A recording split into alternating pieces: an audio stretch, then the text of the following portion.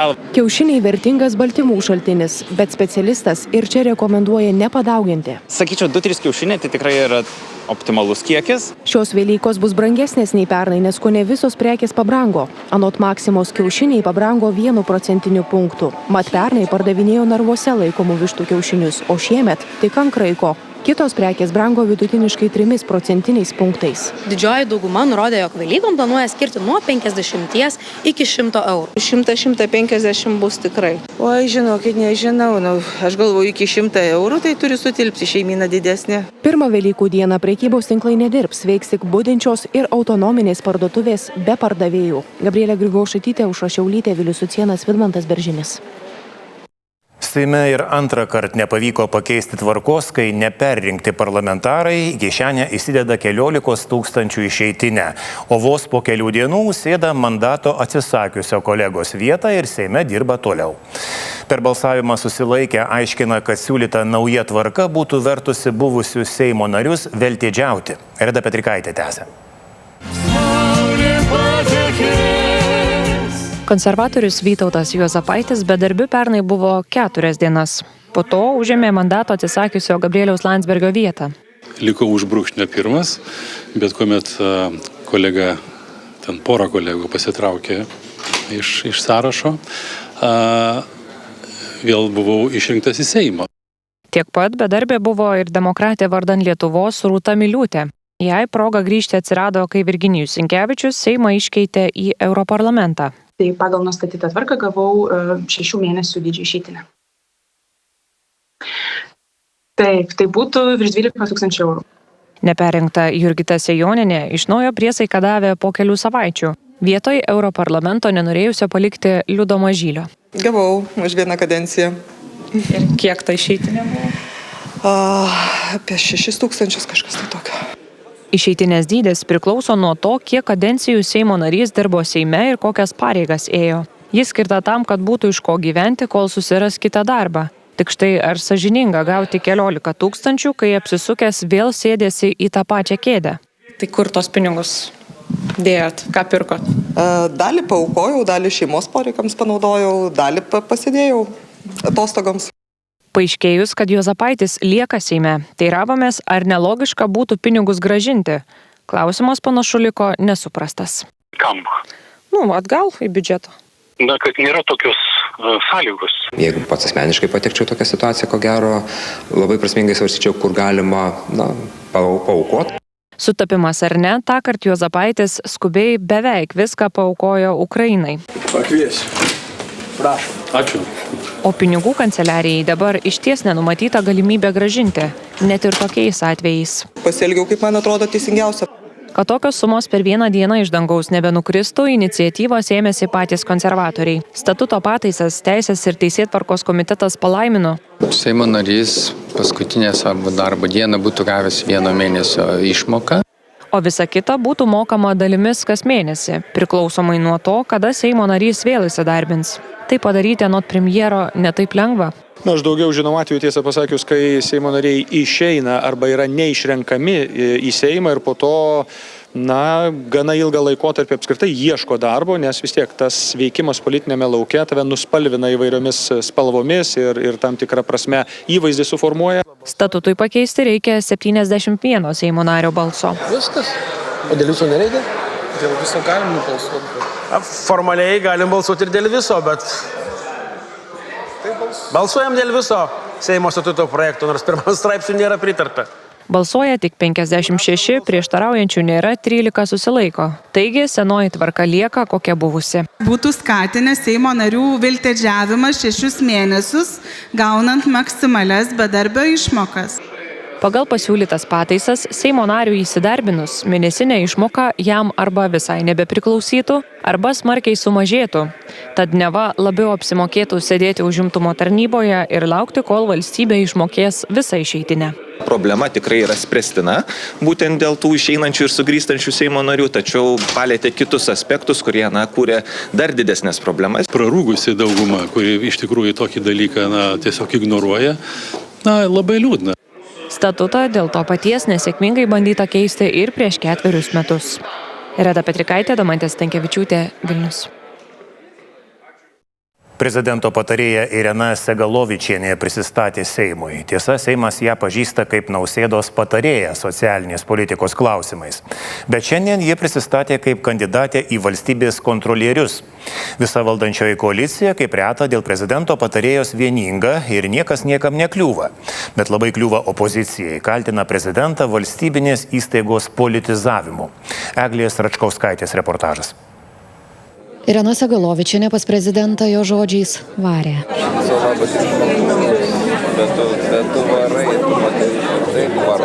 Emocijos jos pagavo rinkimų naktį. Prezidentūros ekonomikos ir socialinės politikos grupėje ji dirbo nuo Nausėdos pirmos kadencijos pradžios. Po keliarių metų šiai grupėje ėmė ir vadovauti. Dabar Gitanas Nausėda nori, kad Segalovičienė varytų kitur. Ji prisistato Seimui kaip kandidatė į valstybės kontrolierius. Noriu padėkoti ir šalies vadovui už parodytą pasitikėjimą. O ir politiškai atšalti, kaip Nausėda buvo liepęs keliems buvusiems ministrams, jo patarėjai nereikia. Atšalimą Nausėda buvo pritaikęs Skvernelio ministrams, bet jis linksmas. Šyla tas oras pas mus dabar čia sako, 26 laipsniai šią savaitę bus. Segalovičienė irgi mano, kad jai atšalti nereikia. Aš nebuvau politinės kažkokios tai jėgos dalis ar politinės partijos dalis. Aš nesu politikė, aš esu profesionali valstybės tarnautoja. Be kitų reikalų, Seimas valstybės kontroliai ketina pavesti atlikti LRT auditą. Kaip tai turėtų atrodyti, Segalovičienė tikina, su jie nekalbėjo nei jos viršininkas, nei kiti politikai. Ne, jokiais būdais. Tai būna ne kasdien. Valdančioji koalicija prezidentui vienbalsiai antrina. Socialinės politikos patarėja laiko tinkamą valstybės kontrolierę.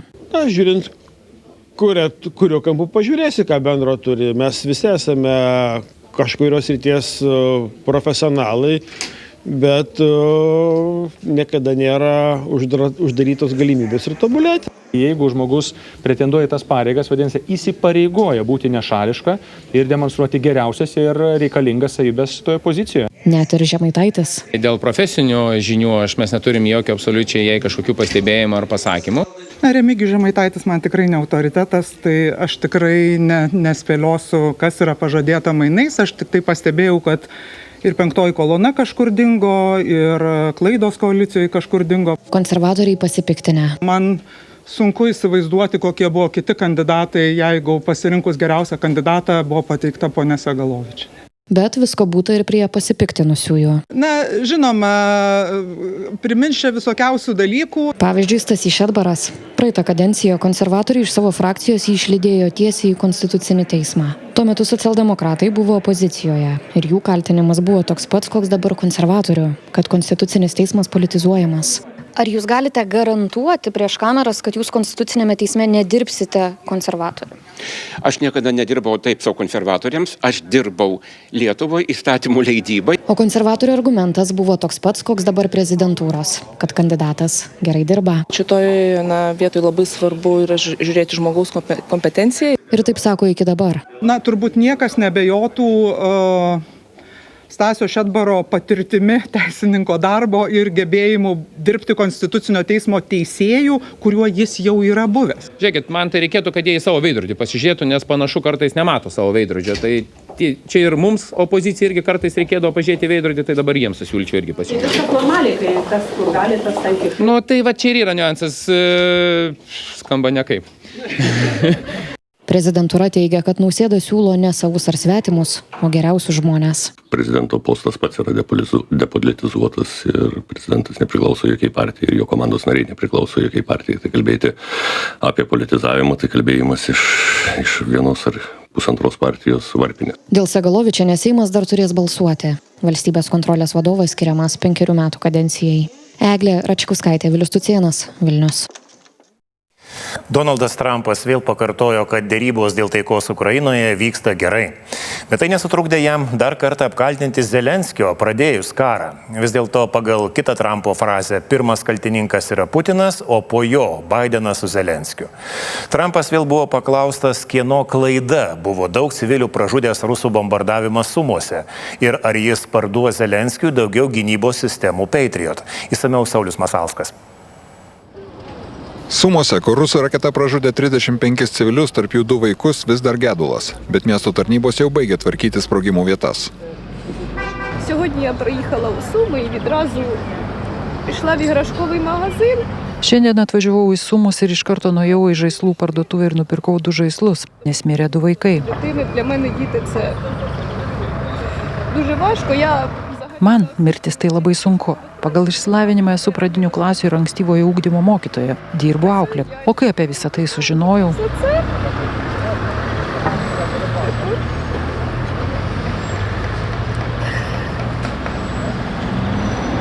Так не повинно було бути. Taip neturėjo būti. Vaikams duodu žaislų, kad matyčiau jų spindinčias akis, šypsenas, džiaugsmą, o ne juodą kaspiną su užrašu mirusiojo atminimui. Suprantate? Savo ruožtu Putino pakalikai toliau tvirtina, kad rusų didelio tikslumo raketos Sumose sunaikino teisėtus karinius taikinius. Turime faktų apie tai, kas buvo objekte, kuriam buvo smogtas Sumose. Ten buvo eilinis Ukrainos karo vadų susirinkimas su savo kolegomis iš vakarų. Savo ruožtu Ukraina ragina sąjungininkus parduoti jiems daugiau oro gynybos sistemų, kurios sugebėtų numušti greitas rusų balistinės raketas. Preliminariai tai buvo Iskander M didelės sprogstamosios galios raketa su skeveldriniu užtaisu. Jos greitis daugiau nei 2 km per sekundę, tad įsivaizduokite, kad ji gali nulėkti 100 km per mažiau nei 45 sekundės. Būtent apie tai Baltuosiuose rūmuose buvo paklaustas prezidentas Trumpas. Ar kalbėjote su Zelenskiu apie jo pasiūlymą nusipirkti daugiau Patriotų? Nežinau, jis visada nori nusipirkti raketų. Klausykite, kai pradedate karą, privalote žinoti, kad galite jį laimėti, tiesa. Jūs nepradedate karo prieš ką nors, kas yra 20 kartų didesnis už jūs. Ir tada tikitės, kad žmonės duos jums kažkiek raketų. Iš tikrųjų, pagal prieškarinius duomenis gyventojų skaičius Ukrainoje buvo tik 4 ar 5 kartus mažesnis nei Rusijoje. Tai neturėtų vykti mūsų laikais. Be abejo, kaip žinome, mūsų laikai gali būti gana žiaurūs. Bet tai karas, kuriam niekada neturėjo būti leista prasidėti. Ir Bidenas galėjo jį sustabdyti, ir Zelenskis galėjo jį sustabdyti, ir Putinas niekada neturėjo jo pradėti. Visi kalti. Tiesa, reikėtų nepamiršti, kad per pirmąją Trumpo kadenciją Putinas liepė užpulti Donecko ir Luhansko sritis, o prancūzams ir vokiečiams nepavyko ten įtvirtinti ilgalaikių paliaubų. O svarbiausia, kad turite milijonus žuvusių žmonių. Milijonai žmonių žuvo dėl 3 žmonių, sakyčiau 3 žmonių. Sakykime, Putinas numeris 1, bet tarkime, Bidenas, kuris neturėjo jokio supratimo, ką daro, numeris 2 ir Zelenskis. Kita vertus, Trumpas nepraranda optimizmo, nors derybų su Kremliumi nekomentuoja. Ir viskas, ką galiu padaryti, tai pabandyti tai sustabdyti. Tai viskas, ką noriu padaryti. Noriu sustabdyti žudimą. Ir manau, kad šiuo atžvilgiu mums sekasi gerai. Manau, kad netrukus turėsime keletą labai gerų pasiūlymų. Nelabai aišku, kodėl Trumpas kalba apie milijonus žuvusiųjų ir kaltina žiniasklaidą, kad jį tokių skaičių neskelbia. Be abejo, jų pirmiausia neskelbia nei viena iš kariaujančių pusių, bet neoficialiais duomenimis per 3 Putino invazijos metus žuvusių karių ir civilių skaičius neviršė 1 milijono. Jungtinių valstijų viceprezidentas J.D. Vance'as, kuriam per sportininkų pagerbimo ceremoniją prie Baltųjų rūmų kilo šiokių tokių problemų su universitetų futbolo čempionato prizu, taip pat kritikavo Zelenskį už tai, kad jis pasakė, jog Vašingtone kartojamos Kremliaus idėjos ir samprotavimai apie karą Ukrainoje. Tai nereiškia, kad moraliai palaikote Rusijos interesus ar kad pritarėte plataus masto invazijai. Tačiau turite stengtis suprasti, kokios yra jų strateginės raudonosios linijos. Lygiai taip pat, kaip turite stengtis suprasti, ko ukrainiečiai siekia iš šio konflikto. Manau, kad absurdiška Zelenskiui sakyti Jungtinių valstijų vyriausybei, kuri šiuo metu išlaiko visą jo vyriausybę ir karo veiksmus, kad mes kažkokiu būdu esame rusų pusėje. Vance'as interviu naujienų ir nuomonių svetainiai Unheard pasakė, kad nuo karo pradžios 22-aisiais smerkė Rusiją, bet nuo to laiko stengiasi suprasti abiejų šalių strateginius tikslus ir rasti sprendimą. Saulius Masalskas. Lietuva nori atšildyti santykius su Kinija. Jie pašlijo, kai konservatorių vyriausybė leido Vilniuje atidaryti vienintelę pasaulyje Taivano atstovybę. Socialdemokratai atsiprašinėti ir daryti nuolaidų kinams nežada. Anot premjero Palucko, patiems kinams reikia Lietuvos. Konservatorių ir liberalų lyderiai kalba, kad kinų grėsmė tik išaugo, kai jie pradėjo remti Putino karą. Gedas Alyga tęsia. Prieš daugiau nei 4 metus Vilniuje atidaryta vienintelė pasaulyje Taivano atstovybė ir tai įsiutino Kiniją. Kinai laiko Taivaną savo dalimi ir vien Taivano pavadinimo minėjimą laiko pasikėsinimu į Kinijos teritoriją. Kinija reiškia griežtą prieštaravimą šiam nepaprastai baisiam Lietuvos poelgiui. Kinai grasino pritrėkšti Lietuvą kaip musę, atšaukė iš Lietuvos ambasadorių, Lietuva atsakė tuo pačiu. Tai kaip jūs puikiai žinote, diplomatinius santykius pažemino Kinijos pusė. Tai jeigu Kinijos pusė apsigalvotų tą sprendimą pakeisti, aš nemanau, kad būtų kažkokia didelė problema. Kinija baudė ekonomiškai, oficialiai nepripažino, bet nebepriėmė lietuviškų prekių. Politikai tada ramino, kad tai niekis. Nėra toks reikšmingas. Mes į Kiniją eksportuojame 1% savo viso eksporto. Kinai buvo pristabdę vizų išdavimą lietuviams, įtampų kilo visoje Europoje. Vokietijos pramonės gigantai sulaukė užuominų, kad turės problemų, jei dirbs su lietuviais. Paaiškėjo, kad sumaištį sukėlusi idėja buvo tuomečio konservatorių lyderio Landsbergio vadovautos Užsienio reikalų ministerijos iniciatyva. Nežinojo net prezidentas, nederinta su užsienio partneriais. Dabartinė valdžia siūlo atšildyti santykius su Kinija. Paprastuoju būdu, jeigu Kinija atsiunčia savo ambasadorių į diplomatinę atstovybę, mes nusiunčiam savąjį. Priežasčių atkurti normalius santykius su Kinija matoma kelios. Turėti tokio pat lygmens diplomatinius santykius, ką turi visos kitos 26 ES valstybės. Ir šitoje srityje neįsiskirti ir nebūti vienintelė valstybė, kuri yra kitokia. Kai Trumpas pradėjo muitų karą, Europa gali tapti pagrindinė rinka Kinijai. Anot premjero, patiems kinams reikia Lietuvos. Lietuvos balsas tikrai nėra Europoje paskutinis, todėl kinai taip pat yra suinteresuoti turėti su mumis diplomatinius santykius. Per 4 metus menksta ekonominiai kinų ribojimai. Prekyba su Kinija siekia jau 80% buvusio lygio. Būna tie patys kalbėtojai kalba apie kažkokius milijardus prarastus, apie kažkokias rinkas prarastas. Kinija niekada nebuvo Lietuvos jokia reikšminga eksporto partnerė. Ji nebuvo net pirmajame 20-tuke. Kinijos diplomatai prieš mėnesį perdavė, ko reikalauja iš Lietuvos. Kas buvo pažymėta, kad Lietuva turėtų laikytis vienos Kinijos principų. Iki šiol Kinija tvirtino, kad Lietuva pažeidžia vienos Kinijos principą, nes leidžia Vilniuje veikti Taivano atstovybei. Esu nekartą sakęs, nesirašėm daryti jokių nuolaidų ar kažkokių tai atsiprašymo reveransų ar panašių dalykų. Neplanuojama ir taivaniečių prašyti, kad atstovybę vadintų didžiausio savo miesto Taipėjaus vardu, kaip daro visame pasaulyje. Mes tikrai Lietuva nėra pasirengusi ir nesvarsto keitimo, sakykime, prekybos atstovybės Vilniuje pavadinimo ar daryti kažkokių nuolaidų.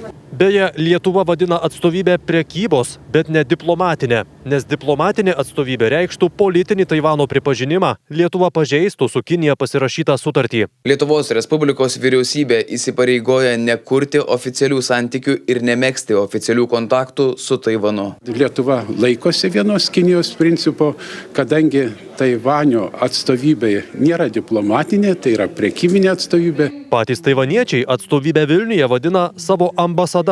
Per pandemiją vizą į Taivaną reikėjo gauti per atstovybę. Vizų išdavimas esminė diplomatinės atstovybės funkcija. Tai yra tik prekybinė ekonominė atstovybė. Taivanas žadėjo Lietuvai įspūdingą ekonominę partnerystę, pasidalinti savo puslaidininkių paslaptimis. Tai pažadai ir iliuzijos, kurios buvo dėl Taivano, jos liko tik iliuzijomis ir pažadais. Konstatuojama, kad prekyba su Taivanu toli gražu neatstojo Kinijos. Reikia greičio, nes vėlgi tas turi nauda ir ekonominė nauda ir galbūt kultūrinė, komercinė nauda turi matytis visiems žmonėms, ne tik tai ten keliam išskirtiniam žmonėms. Buvusi valdžia teigia, Lietuva turi likti išvien su Taivanu, o ne Kinija, nes kinų grėsmė tik išaugo, kai jie pradėjo remti Putino karą prieš Ukrainą. Demokratijos Indijos Ramiojo vandenyno regione yra labai arti mūsų, kad ir geografiškai esame skiriami 1000 kilometrų. Kadangi prekyba su Kinija beveik atsistatė, nuolaida kinams galėtų būti, jei Lietuva atsiimtų ieškinį Kinijai dėl neteisėtų prekybos ribojimų. Gedas Lyga, Remigijus Pakėnas.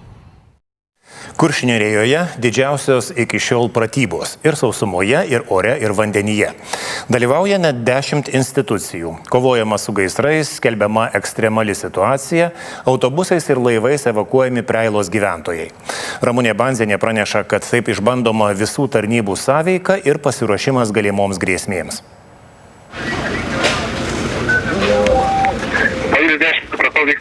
Pagal pratybų legendą Kuršių Nerijoje vienas po kito kyla gaisrai, užsidega miškas. Dega pavojingiausios kalnapušės, kuriomis ugnis itin greit keliauja. Nors miškininkai sako, kad šiemet gaisrų dar nebuvo ir sausuolių jie, sako, vis mažinantys. Yra mūsų miškotvarkos projektų patvirtintas ūkinių priemonių planas, kur kasmet mes apie 30-40 hektarų iškertam ir atkuriam naują kalnapušę arba paprastąją pušim. Ugniagesiams nelengva, nes ir vandens greit pristinga, tenka jungti siurblines, pumpuoti vandenį iš marių. Kviesti kariuomenės sraigtasparnį, kad jis ugnį iš oro malšintų. Grėsmė kyla ir gyventojams, tad Neringos valdžia skelbia ekstremalią situaciją. Pratybos anot Neringos mero leidžia patikrinti, kas būtų iškilus realiai grėsmiai, ar dėl gaisrų, ar dėl kaimyno Rusijos už sienos. Perspėjimo sistemos yra, kaip žmonės jas reaguoja, kitas klausimas, tačiau mes esam tokie kompaktiški ir nedideli, kad tai nuo durų iki durų, iš tikrųjų gatvę turim praktiškai po vieną, greitai kaimynas kaimynų ir žinutės sirenas didiname ant visų namų. Dėmesio, vyksta pratybos, evakuacija. Šį kartą Remai evakuojami Preilos gyventojai. Tik kur žmonėms eiti, kyla sumaištis. Jeigu palei tikrą, tai čia gaisras, čia dūmų pilna, policija tikrai panikos režime ir kad susimaišyti yra natūralu tiesiog, žmogiška. Tai tiesiog net adresą pasakė. Taip, bet klaidą ištaisė labai greitai ir visi sveiki gyvi atėjom ten, kur reikia. Gyventojus evakuoja ugniagesiai, policija, pasieniečiai, talkina šauliai, Raudonojo kryžiaus atstovai.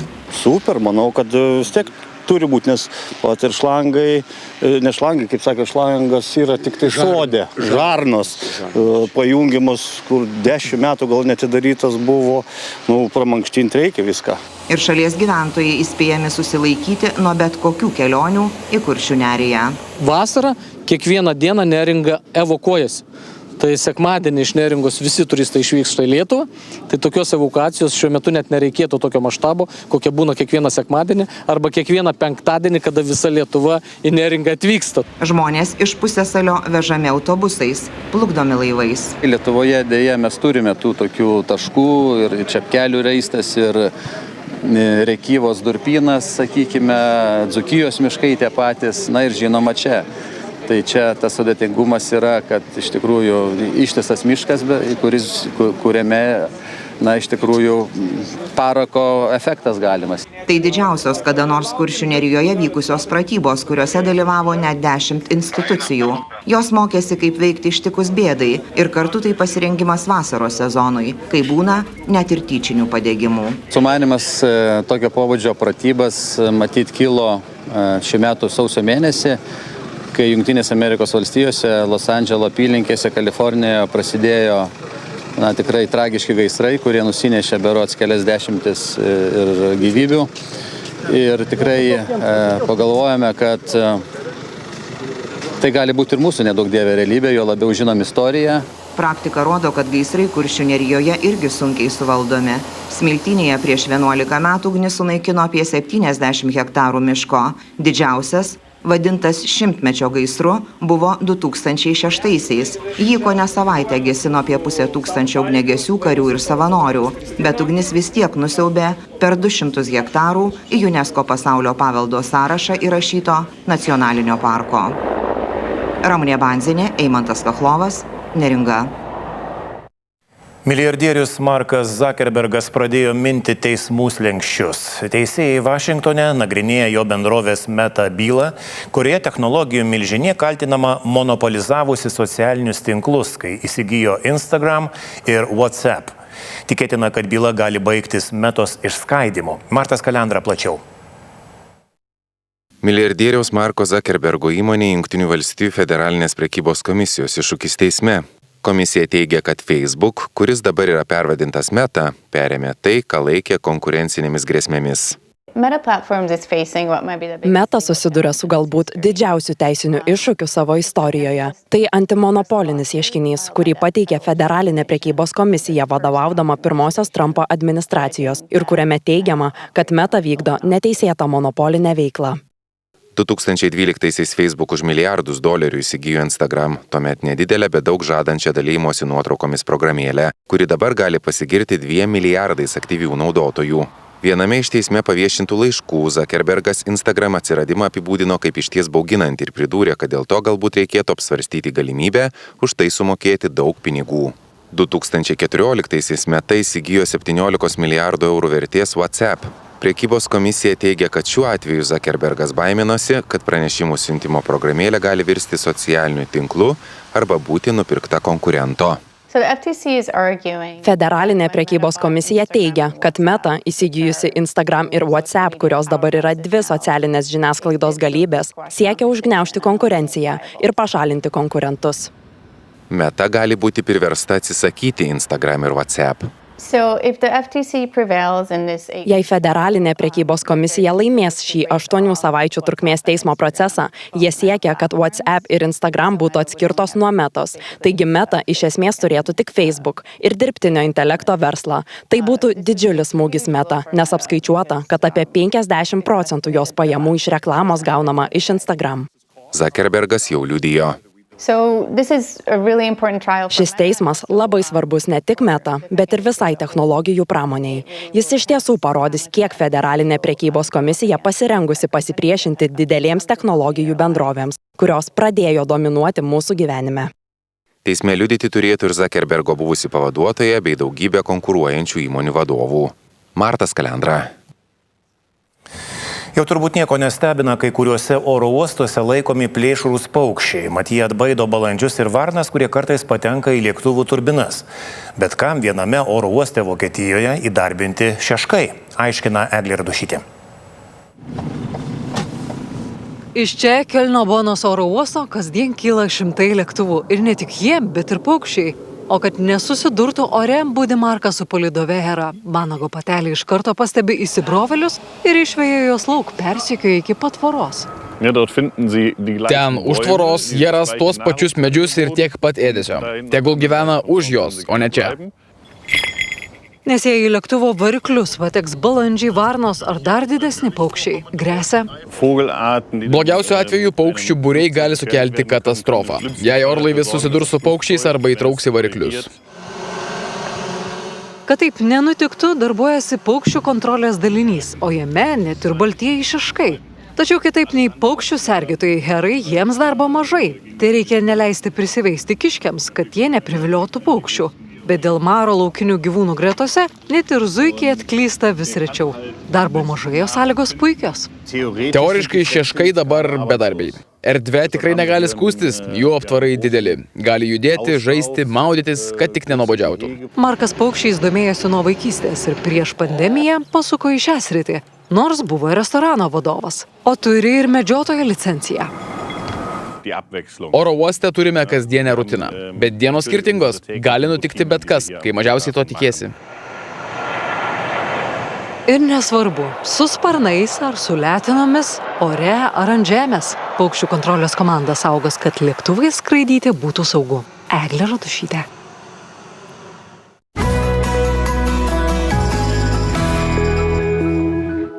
Padarykit vietos karpačių ir sviestui su trumais. Mama, kur kolombą dėti?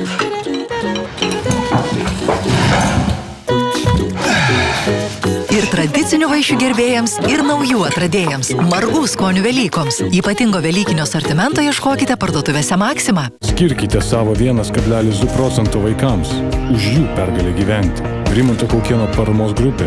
Pagalba sunkiai sergantiems vaikams ir jų artimiesiems. Kaimyno vėja žalesnė? Pasirūpink dabar. Žalioje stotelėje iki 40% nuolaida atrinktoms vėjų sėkloms ir trąšoms, priemonėms prieš piktžoles, laistymo ir purškimo prekėms. Pirk žaliastotelė.lt ir nemokamai atsiimk parduotuvėse. Ruoštis Velykoms su Rimi verta. Šią savaitę Rimi parduotuvėse kiaulienos mentė be kaulo tik 3,29. O su mano Rimi kortele velykiniai saldumynai net iki 40% pigiau. Pirk ir rimi.lt.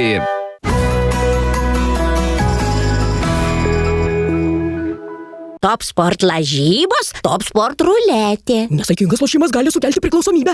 Draudimo bendrovė Kompensa. Šventinį BetSafe LKL savaitgalį atidarys Vilniaus Wolves TwinsBet ir Kauno Žalgirio komandų dvikova. O iš karto po to Šiaulių Kazino Admiral savo namų arenoje priims Kėdainių Nevėžį OptiBet. Rungtynes tiesiogiai stebėkite šeštadienį per BTV.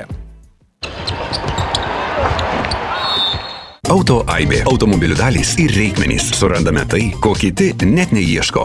Namų nepavadinsi namais be jaukių baldų. Gintaro baldai jaukiems namams. Modesta Vžesniauskaitė apie nesėkmingus bandymus pastoti, panikos atakas ir kitą santykių su milijardieriumi pusę. Turėjau išmokti, kaip kalbėti su juo ir dar mokinuosi. Ir tragedija vos nesibaigusi Aurimo Mockaus ekspedicija. Bus visko. Šiandien 20 valandą per LNK. Susikurk Velykas su Kidį. Smagus Velykų sekmadienis su LNK. 7:30 premjera Stebuklingoji boružėlė ir Juodasis katinas. 9:25 Tigro kelionė Himalajuose. 11:20 Eisas Ventūra. Naminių gyvūnėlių detektyvas. 13:05 komedija Naujokas. 3:30 Triušis Piteris. 7:30 muzikinė kaukė. O po jos 10 vakaro premjera Magiškasis Maikas. Paskutinis šokis. Velykų sekmadienį per LNK. Transliaciją remia Akiniai Filman. Dabar matau ryškiai.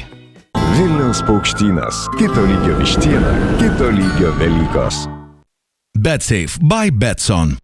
Nesaikingas lošimas gali sukelti priklausomybę. Aurimas Mockus ir jo žmona Sonata. Nėra ryšio ir daugiau mes nieko nežinom. Kiek dar liktų parų? Dar 3. Būtum tempęs, ar ne? Velnio neštas ir pamestas, turbūt gal taip. Nu jo, bet angelų išsaugotas. Buvai parašęs atsisveikinimo žinutę. Tai ten jau iki haliucinacijų buvo. Nu, jis labai nekaip atrodė. Buvo, kad tokių minčių, kad gali ir nerasti. Jau rytoj per LNK.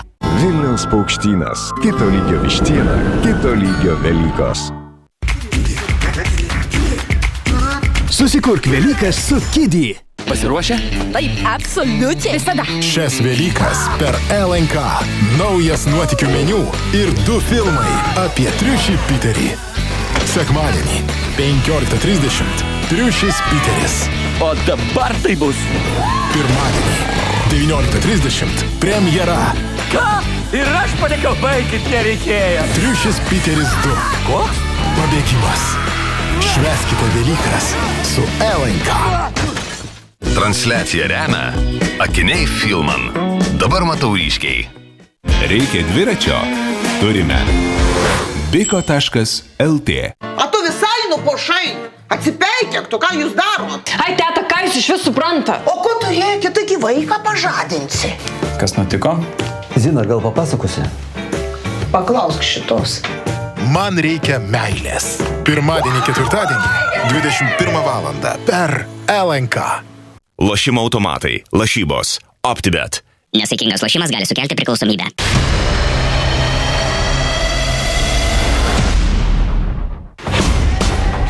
Ar nori tapti profesionale? Taip. Kai žinai savo tikslą, nesustabdys net sunkiausias kelias. Oskaro apdovanota. Tikra Serenos ir Venus Williams istorija. Williams metodas.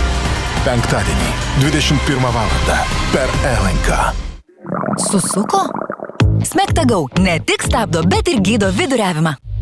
Švyturys ekstra dry nealkoholinis. Tai, ką sugebame geriausiai. Ketvirtadienį 8 per LNK. Galit susikšiaut! Ir jos man. 30 000, kad netrauktų moteris. Sakau, dievišką energiją išvaliau. Ko nemato žiūrovai. Kas padarė scenoje Sysiu? Nusilenkimai jau eina. Čiurlena vanduo. Kaip išgelbėjo spektaklį. Man labai skubiai reikia sekso parduotuvės. Jūsų širdis plaka tik jums. Kardiolitos klinikos. Susikurk Velykas su Kidį. Antrąją Velykų dieną švęsk su LNK. 9:50 Kosminis krepšinis. Nauja era. 12:05 Eisas Ventūra. Kai gamta šaukia. 13:55 Kelionė į Ameriką. 16:20 Nepaprastas Enzo gyvenimas. 19:30 premjera Triušis Piteris 2. Pabėgimas. O 21:20 ryškiausi Holivudo veidai premjeroje Gucci mados namai. Per LNK. Transliaciją remia Akiniai Filman. Dabar matau ryškiai. Vilniaus paukštynas. Kito lygio vištiena. Kito lygio Velykos. 7bet lošimo automatai. Dalyvavimas azartiniuose lošimuose gali sukelti priklausomybę. Naktinės Seimūnų pramogos. Nustebau, aš pasirodo kažkada kažkur čia važiavau 6 ryto. 100 eurų politikų stiliaus pamokėlėms. Pavyzdžiui, tai yra tam tikros batų spalvos. Vaikštai su rudais batais, kaip pavyzdys, kas ir aš esu šiandien. Giedrės aukštakulnių katastrofa. Meniskas visiškai sumaitotas. Kakadu šiandien 19:30 per LNK. Kazino Admiral. Lažybos. Lošimo automatai. Nesaikingas lošimas gali sukelti priklausomybę. Intriguojantis vakarai su LNK ir didžiojo ekrano žvaigždėmis. Šiandien košmarų persunktas, dieviškasis kerštas. Rytoj tylos įlanka ir nelaimingas atsitikimas apversiantis gyvenimą. Ketvirtadienį istorinė drama 13 lemtingų dienų. 22:30 per LNK. Švyturys ekstra dry nealkoholinis. Tai, ką sugebame geriausiai.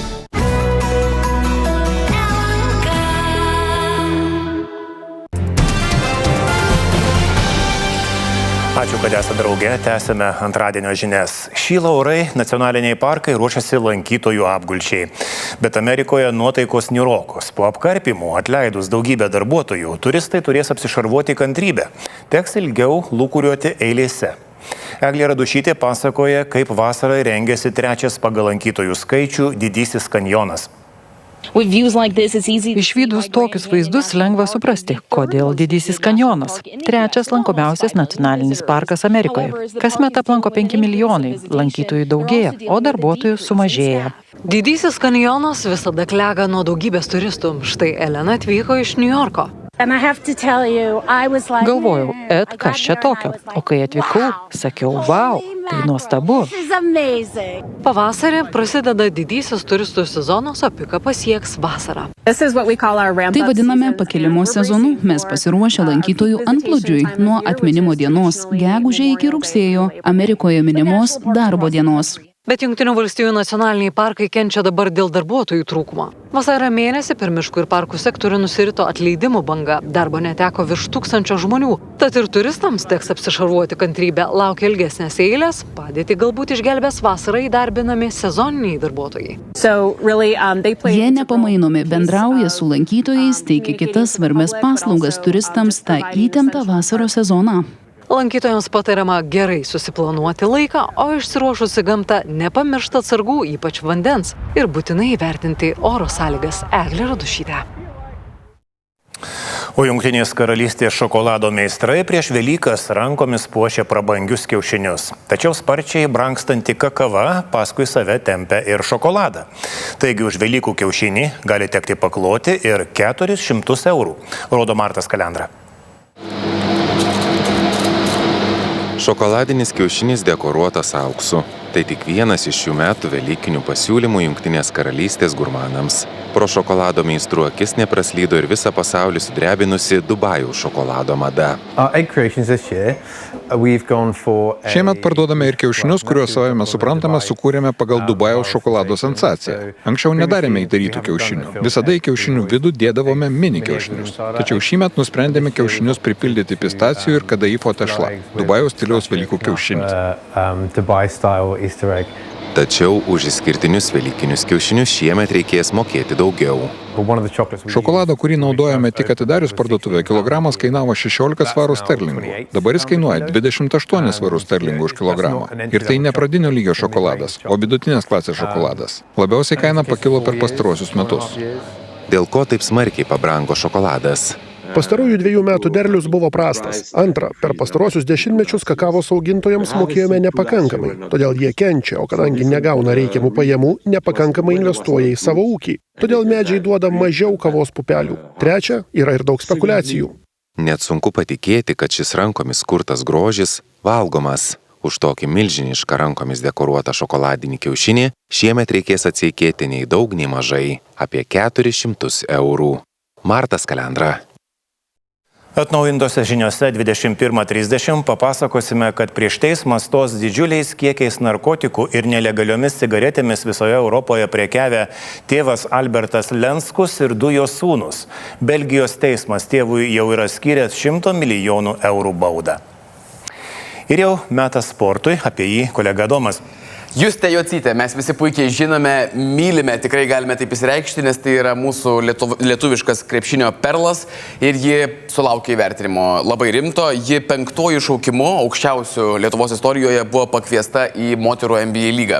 Tai yra pats aukščiausias lygis ir Jocytė yra viena iš 5 geriausių. Ir gaus tiek pat milijonų, kiek ten vyrai gauna. O jei, 100 kartų mažiau. Tas yra siaubinga, nežinau, siaubinga, neteisybė. Ne man vertinti, bet ten yra labai dideli skirtumai, tai yra tikrai 100 kartų mažiau. Dar labai trumpai, Eimantas Stanionis papasakojo jautrę kovos pusę, sugrįšime ir su juo. Taigi, viską taip po akimirkos.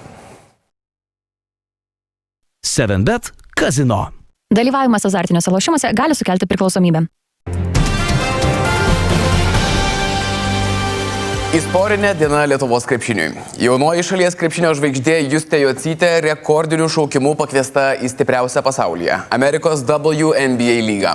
5. šaukimu ją pasirinko šiemet turnyre debiutuosianti San Francisco komanda.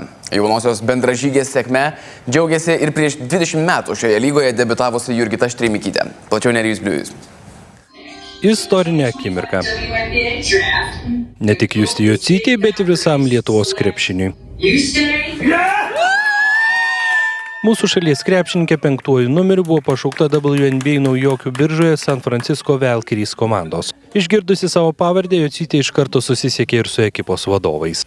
Labai ačiū, esu be galo laiminga. Jaučiuosi gerai, šalia manęs yra mano šeima ir artimiausi man žmonės. Džiaugiuosi šiuo momentu. Justė Jocytė nusprendė nevykti į Niujorke vykstantį WNBA naujokių biržos renginį, į kurio žaliąjį kambarį sukviečiamos talentingiausios žaidėjos. Lietuvė pasiliko Prancūzijoje, kur su Villerbano ekipa ruošėsi nacionalinės lygos atkrintamosioms. Sirgaliams noriu pasakyti, kad nekantrauju pradėti kelionę su naujuoju WNBA klubu. Džiaugiuosi būdama pirmąją žaidėją, kurią pasikvietė ši komanda. Nekantrauju atvykti į Jungtines Valstijas ir pradėti žaisti. Prieš 25 metus WNBA naujokių biržoje 26 numeriu savo pavardę išgirdo pirmoji lietuvė Jurgita Štrimikytė. Dabar jaunąją kartą treniruojanti viena tituluočiausių šalies krepšininkių pripažįsta, kad Jocytės atvejis neeilinis. Justė yra, aišku, be abejonės, tai yra labai didelis pasiekimas Lietuvai ir netgi Europoje, nes ją papulti į pirmą 12, tai 3 europietės, kad pakvietė, tai aš manau jau senokai buvo, net nežinau, ar buvo. Pasak Štrimikytės, Jungtinėse Amerikos valstijose Justės Jocytės laukia neeilinės sąlygos, bet kartu ir didžiulė konkurencija dėl galimybės įsitvirtinti komandoje. Konkurencija treniruotės yra daug didesnė ir to truputėlį nešvaraus to žaidimo yra truputėlį daugiau negu Eurolygoje, nes tai yra konkurencija, tai yra didelis kiekis žaidėjų, kurios nori papulti tenai. Tiesa, neaišku, ar šiais metais Justė Jocytė WNBA lygoje ir debiutuos. Su moterų rinktinė kelialapį į Europos čempionatą iškovojusi Lietuvos krepšininkė planuoja vykti į jį, nors tuo metu jau bus startavęs ir WNBA sezonas. Tai įrašas į istoriją Lietuvai, istoriją į CV Justės. Kitas bus etapas, kada jau nuspręs važiuoti žaisti, tai bus jau prasidės nauja istorija, reikės kurti jau jai pačiai tą istoriją. 5. šaukimų pakviesta Jocytė WNBA per 4 metus turėtų uždirbti daugiau nei 300 000 eurų. Lygos sezonas trunka apie 5 mėnesius. Be to 19-metė Jocytė pagal aukštą šaukimą susilygino su Jonu Valančiūnu, kuris 2011 metų NBA naujokų biržoje taip pat buvo pasirinktas 5. Tiesa, pati pirmoji lietuvė pravėrusi WNBA duris buvo Aneta Kaušaitė, kuri su Lietuvos rinktinė 1997 metais tapo Europos čempione, o dar po metų ir debiutavo Detroito Shock komandoje. Nerijus Bliujus, Gediminas Uždavinys, Vilnius. Namo grįžęs Eimantas Stanionis labai atvirai ir jautriai kalba apie pralaimėtą kovą. Boksininkas sako, kad tą dieną būtų geriau apskritai nelipęs į ringą. Pralaimėjimo faktą suprato būdamas tarsi kosmose, o visas vakaras ir apskritai ilgas pasiruošimo laikotarpis buvo sunkiai pakeliamas tiek fiziškai, tiek emociškai. Prie to prisidėjo ir asmeninės priežastys. Stanionis su žmona netrukus taps tėvais. Be galo daug kalbėta, spekuliuota ir tiesiog spėliota, kas konkrečiai ir kodėl nutiko Eimanto Stanionio ir Džerono Enisio kovoje. Istorinis Lietuvos sportui vakaras tuo tikruoju lietuvišku stebuklu Amerikoje neįvyko. Dabar pats boksininkas jau namie ir kalba labai atvirai. Jaučiausi blogai, psichologiškai nenorėjau būti, atidaviau visas jėgas treniruotėse, bet tiesiog jaučiausi labai palūžęs, kažkodėl, nežinau, turbūt gal į tą pačią vietą, kai važiuoju, nėra savų žmonių, savo žemę vis tiek gydo, iš tikrųjų, kai nusileidau Lietuvą, labai džiaugiausi ir atrodo, daugiau niekur nenori nei keliauti, nei būti ir namuose yra geriausia. Žiūrovas tokių išgyvenimų toli gražu nemato. Stanionis atvirkščiai tarsi švyti tiek eidamas į ringą, tiek anksčiau svėrimuose ar spaudos konferencijose. Bet tai tik savotiška kaukė. Aš atrodo, tą dieną neturėjau būti ringe. Tai buvo, niekada gyvenime to nejaučiau. Atrodo, nežinau kaip paaiškinti, atrodo, nenorėjau kovoti, atrodo, keistai labai jaučiausi, nežinau, ir ten treneris su Marinu kažką man šnekėjau po to knockdowno, jis ten nebuvo, kad ten man kažkas buvo atsitikę, aš ten tiesiog, man krojas bėgo, ten nenusigau, biškį tenais kažkas atsitiko ir aš toks pasimečiau ir ant to kelio priklupau ir tada aš iškart atsitau. Taip Stanionis sugrąžina į lemiamų tapusį į 6. raundą. Būtent tada, įpusėjus kovai, ją treneris nusprendžia nutraukti. Ir tada baigėsi raundas, jie ten šnekėjo kažką, kad gal nutrauks kovą, aš galvoju, kad man dar leis bent raundą išeiti ir aš galvoju apie kovą, ką man reikės daryti, dar kad įrodyti jiem, kad man viskas yra gerai ir aš jaučiausi tikrai gerai, bet aš kažkur buvau kosmose, taip pasakykim, kažkur buvau čia, bet save mačiau iš viršaus ir toks, nežinau, keistas dalykas. Net nemoku paaiškinti. Apskritai treneriai titulinės pačias pagrindinės bokso kovas nutraukia tikrai gana retai. Taip, tai tas sprendimas turi būti priimtas labai greitai, jis tikrai buvo labai sunkus ir tokiam dar, kaip sakant, tokio būsenai buvo dar ne viena minutė ir turbūt valandą, bet kaip treneris važiuoja tam ir esi tam, ne tik tai, kad siekti kažkokių geriausių rezultatų ar ne su sportininku, bet ir prisimti atsakomybę kartais ir tokią nelengvą atsakomybę ir priimti tokį sprendimą. Manau, kad trenerio pareiga yra saugoti sportininko sveikatą, ar ne, kad nesužalotų, kad jis galėtų ir toliau tęsti savo karjerą. Ringe gyvenimo kova, o Kaune gyvenimo įvykis, nes Stanionio žmona dar prieš kovą, balandžio 9 dieną turėjo gimdyti. Šių minčių padėti į šoną boksininkui irgi panašu nepavyko. Tai be abejo turėjo kažkiek įtakos, bet mes su žmona šnekėjom ir jinai sakė, bus stipri dėl mūsų, aišku, vis tiek jinai viena, žino, kad aš išvažiavęs, mes ilgai atskirai ir toks etapas, jie irgi sunku yra suprantu, bet jinai užsidėjo kaukę, realiai mes abu buvom užsidėję kaukę ir gyvenam tiesiog, kol viskas pasibaigs ir pamatysim. O kas toliau? Kaip atrodo gyvenimas po taip ilgai lauktos ir tokios pelningos kovos? Pirma, susilaukti savo vaiko gimimo, čia numeris 1. O kas bus, nežinau, noriu sakau, jaunai kartai parodyti, kad viskas yra įmanoma, kad jeigu tiki savim ir tikrai viską gali padaryti.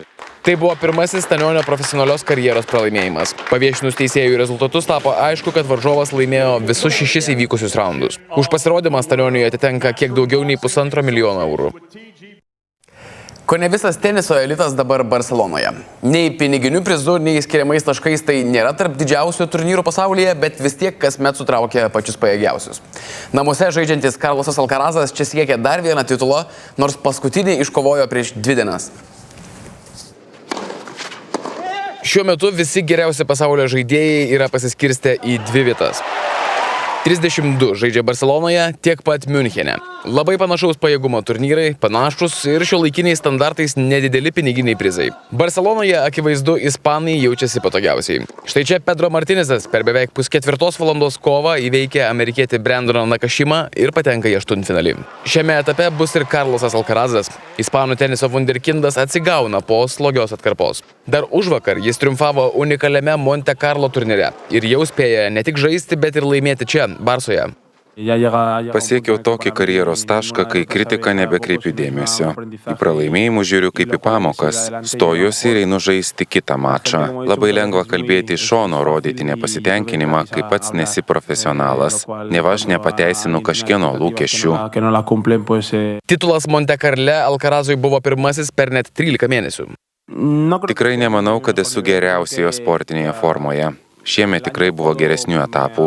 Dabar nesu pakilime ir tą pripažįstu. Viena yra laimėti mačą, kita jausti, kad jį laimėjai gerų žaidimų. Turnyro nugalėtojui atiteks 500 vienetų reitingo taškų ir kiek daugiau nei $500 000 eurų. Alcarazas reitingė dabar antras, bet dar yra labai toli nuo laikinai diskvalifikuotos pirmosios pasaulio raketės Janiko Sinerio. Sporte kol kas tiek, atnaujinsime žinias nuo 9:30. Ačiū, kad žiūrite ir iki.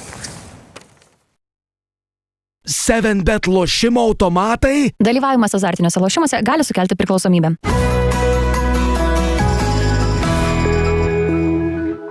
Jei slauga pavirto simfonija, laikas Gelamirtol Forte. Gelamirtol Forte palengvina sinusito ir bronchito simptomus. Prašome eidami perskaityti pakuotės lapelį ir vaistą vartoti kaip nurodyta. Netinkamai vartojamas vaistas gali pakenkti jūsų sveikatai.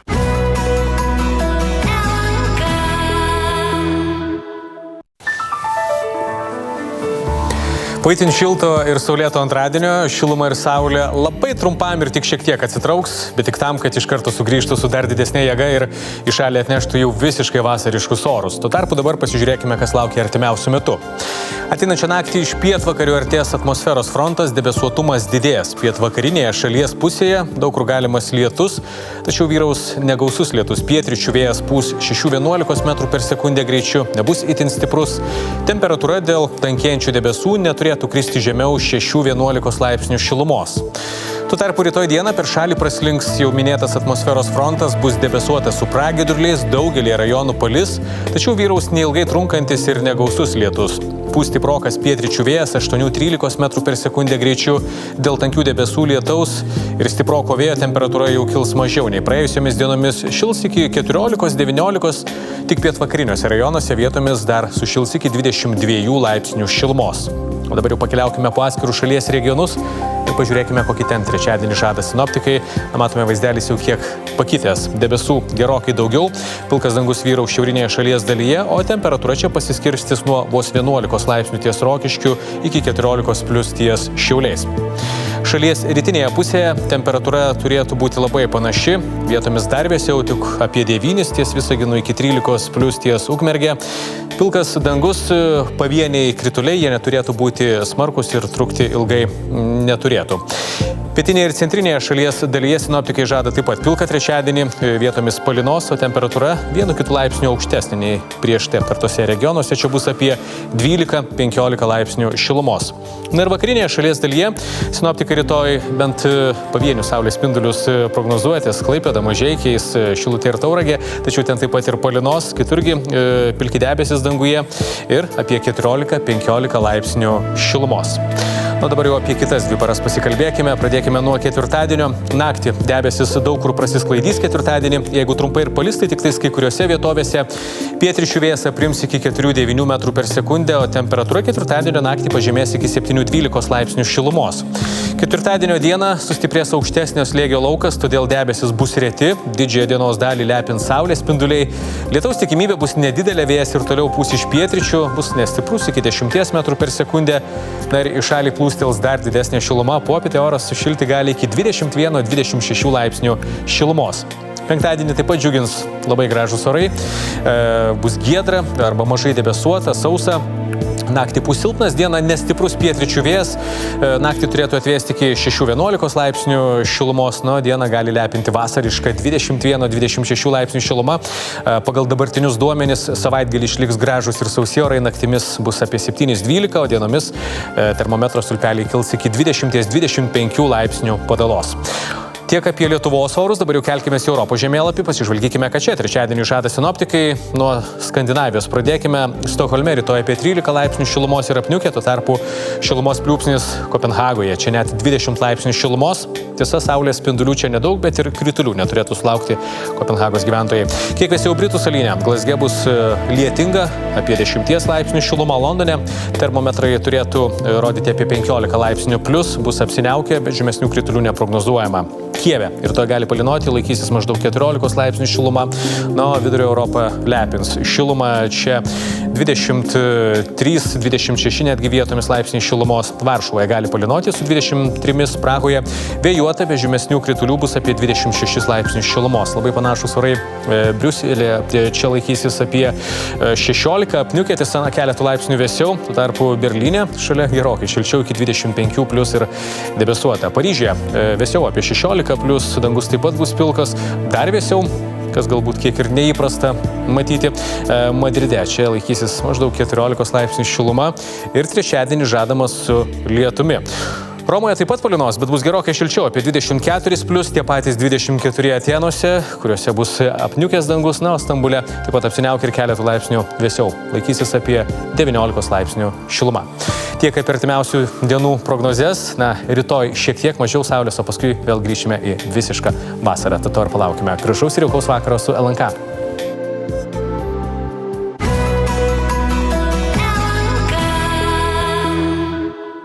7bet lošimo automatai. Dalyvavimas azartiniuose lošimuose gali sukelti priklausomybę.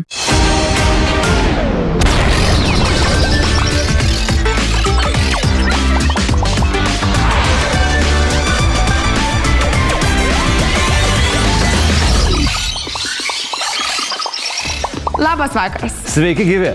Bet tai kaip jau užkniso nuolat ir nuolat kartoti? Vagys! Tomai, ramiai. Koks niekingas kišenvagis čia tave apvagė, ką? Valdžios vyrai ir moterys man nuolat aiškina, kad trūksta pinigų gynybai, o vos tik tai pasitaiko proga, iškart lenda į mano kišenę.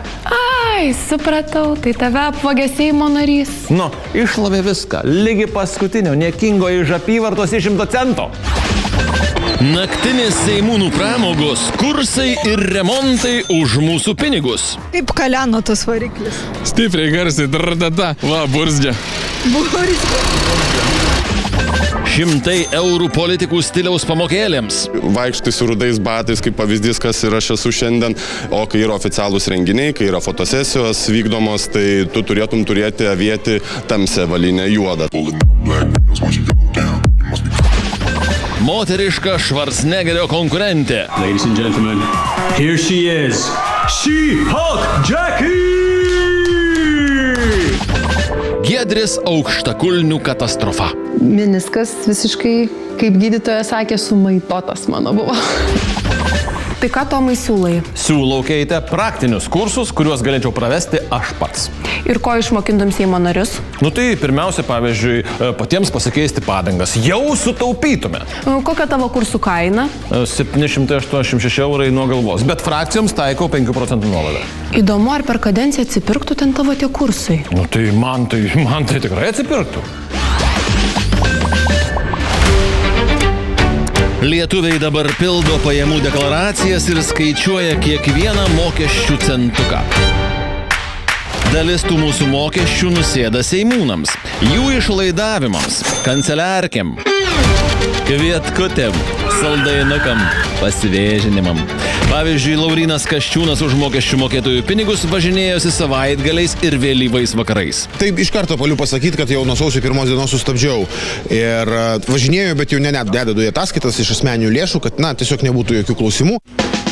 Spalio 13 sekmadienį vyko Seimo rinkimų pirmasis turas. Laurynas Kasčiūnas su kolegomis laukė rezultatų vienam Vilniaus viešbutį. Naktį iš sekmadienio į pirmadienį politikas 2 kartus, 18 minučių po vidurnakčio ir 3 valandą 3 minutės paryčiais naudojosi pavėžėjų paslaugomis. Naujųjų metų išvakarėse 18:46 Seimo narys iš namų taip pat kažkur vyko. Žiūrėkit, atsakymas labai paprastas. Važiavau susitikimą su Butrimonių bendruomenė, kuri sausio 1 dieną mes turim vėliavos dieną. Mes buvom susitikę iš vakaro šiek apsitarti kitos dienos scenarijų. O kitas, sakykime, priekaištas dėl rinkimų nakties, žiūrėkit, tai yra politinis reikalas ir ten yra ir Seimo nariai, ir žiniasklaida, ir politinis veikimas, ir po to be abejo pasitarti, ką toliau daryti. Tai čia, žinot, čia jau labai čia negi gimtadienis kažkoks. Tai nešventėm? Tai per tokių rezultatų nešventėm, tai be abejo. Konservatorius Matas Maldeikis pavėžėjais ir trumpalaikę mašinų nuomą naudojosi gausiausiai iš visų seimūnų. Nuo lapkričio iki vasario politikas pravažinėjo 952 eurus. Maža, galiu atskleisti paslaptį, noriu Lietuvą apvažiuoti 2 kartus. Per šitą kadenciją visose savivaldybėse paspausti žmonėm rankas, atsakyti klausimus, kuriuos jie turi ir apvažiuoti 2 kartus. Ir tiesą pasakius, labai neblogai sekasi. Tai važiuosiu. Matas Maldeikis iš savo kišenės nemokėjo važiuodamas taksi per kūčias, per kalėdas ir naujųjų metų naktį. O naujus metus, kur švenčiau kažkokį koncertą, kažkoks tenais didelis, kažkoks oficialus reikalas. Tai prisiduodu ir manau, kad ten mane mato ir tai yra normalu. Artūras Zuokas per kūčias 23 val. 19 minučių išsikvietė pavėžėją į Subačiaus gatvę Vilniaus centre. Turiu tokią ilgametę tradiciją. Po kūčių vakaro aš apvažiuoju su nedidelėm dovanėlėm tarnybas, kurios dirba naktį tada, kada mes švenčiam. Kaip taisyklė, tai yra priešgaisrinė apsauga, greitosios pagalbos ligoninė, policijos darbuotojai, viešojo transporto ir aš jiems nuvežu mažą tortuką. Seimo narys Vytautas Sinica, būdamas 34, tik tai pernai galų gale gavo vairuotojo pažymėjimą. Tapo žaliu klevo lapu ir nusipirko kledarą. Tai vat nusipirkau mašiną už gal 2,5 tūkstančio, sakė, pirmą reikia pirkti kukliai ir vis dar su ją važinėjau. Nutariau, kad viskas man labai gerai, tinka ir patinka, tik va, kartais niekšelė genda. Tai man parodykit, kaip važiavot. Nors nepraėjo nei metai, Seimo nario Civikas jau buvo sugedęs 3 kartus. Paskutinis gedimas įvyko Kalėdų dieną Žemaitijoje. Va, Burzdė.